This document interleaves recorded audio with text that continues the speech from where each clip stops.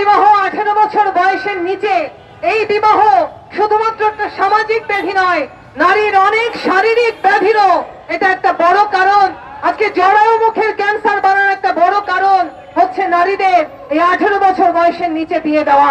এই দেশের অর্থনীতিকে নারী শ্রমিকরা বাঁচিয়ে রেখেছে, এই দেশের অর্থনীতিকে নারীরা বাঁচিয়ে রাখবে। আমাদের কৃষির প্রায় অর্ধেকের বেশি কাজ নারীরা করেন, আমাদের গার্মেন্টসে অর্ধেকের বেশি কাজ নারীরা করেন, আমাদের রপ্তানিকে নারীরা বাঁচিয়ে রাখেন, নারী শ্রমিকরা আমাদের খাদ্যের সংস্থান করেন। আর সেই নারী কৃষককে, নারী শ্রমিককে যারা ঘরে পাঠাতে চান, আসলে তারা কি দেশের মঙ্গল চান? আমরা সেই প্রশ্ন করতে চাই।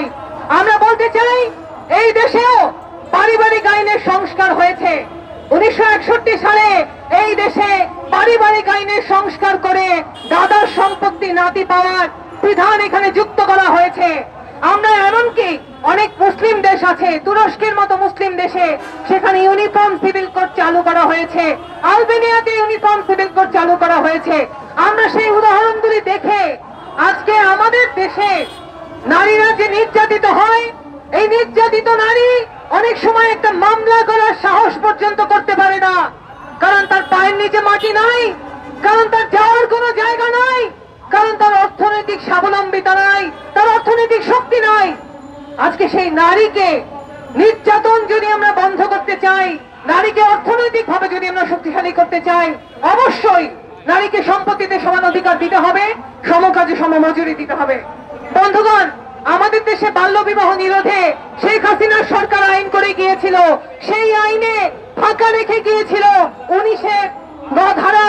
সেই 19-এর গ ধারায় এমন একটা বিধান সংযুক্ত করে গিয়েছিল যেটা পুরো আইনটাকে সেটা নাল এন্ড ভয়েড বানিয়ে দেয়, পুরো আইনটাকে অকার্যকর করে দেয়। আমরা সেই বাল্য বিবাহের এই আইনের 19-এর ক ধারায় যে বিশেষ ধারা, এটা বাতিল করার দাবি জানিয়েছি।